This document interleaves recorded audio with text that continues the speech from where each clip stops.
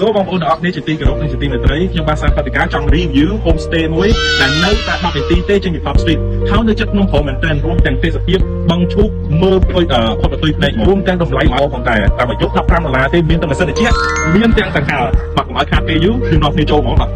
ហើយ homestay របស់គាត់ក៏មានការគ្រប់គ្រងពីអង្គការជាតិនិងជាតិផងដែរមើលគាត់មាន water system សម្រាប់ខាងប្រាំងឲ្យយើងទៀតចឹងអ្នកទាំងអស់គ្នាកុំភ័យក្តៅរំខានអីអត់ទេគាត់គឺជា homestay ដែលល្អហើយយកចិត្តទុកដាក់នឹងវិស័យទេសចរណ៍ក៏ជាទេសចរណ៍សម្រាប់ប្រជាជនអញ្ចឹងកង់នេះ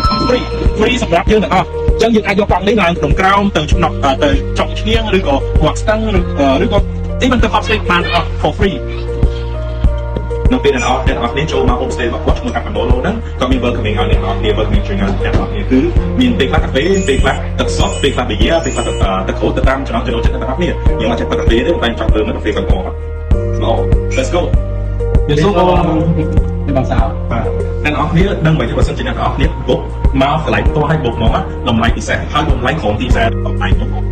$15ទេតែ$15ទេតែបើខាត់ទេយើងមិនយើងចូលទៅ review បន្ទុក$15ចូលក្នុងវ៉ាវបន្ទុក$15អ្នកនរគ្នាអញ្ចឹងនឹង review បន្ទុកនេះអ្នកនរគ្នាឃើញទី1អ្នកនរគ្នាឃើញយើងមានម៉ាស៊ីនត្រជាក់ហើយបើសិនជាអ្នកនរគ្នាអត់សូវចូលចិត្តម៉ាស៊ីនត្រជាក់ដូចខ្ញុំទេដោយសារដល់តែខ្ញុំមកពីអាហ្វ្រិកចឹងខ្ញុំចូលចិត្តអត់សូវចូលចិត្តចឹងខ្ញុំទៅខាងប្រាប់គាត់ទៅគាត់យកទៅខាងរបស់បងអញ្ចឹងនឹងខាងដល់លើចឹងក្នុងនេះមានទូមានគំនូស្អាតអ្នកនរគ្នារួមទាំងកញ្ចក់មើលទៅស្អាតមែនតើហើយក៏មានធ្នើអ្នកនរគ្នាដាក់អាវ៉ាវ៉ាន់ក៏ដូចជាតុបទឹកឥឡូវយើងមើលតុបទឹកគ្រប់គ្នានេះតុបទឹក$15តែអ្នកនរគ្នាសំរុំមែនទែន$15មានបារ៉ាត់មានកណ្ដាស់មានសាប៊ូមានអ្នកនរគ្នាមករាប់លេអញ្ចឹងយើងមើលកន្លែងតាអនាម័យនឹងបងប្អូនយើងមើលបោះគាត់មកសខ្នើយគាត់គឺគាត់មហាសាយទុំហើយនឹង comfortable មែនទែនអ្នកនរគ្នាហើយមើល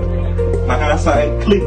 អនាម័យអត់មានប្រឡាក់អត់មានអីសងស្គូហ្មងដាក់$15អ្នកនរគ្នាហើយចង់អ្នកនរគ្នាមកពួយនេះអត់មានហ្មងអាចមើលតែទៅទៅក្នុងក្រុមឬក៏ស្អីទៀត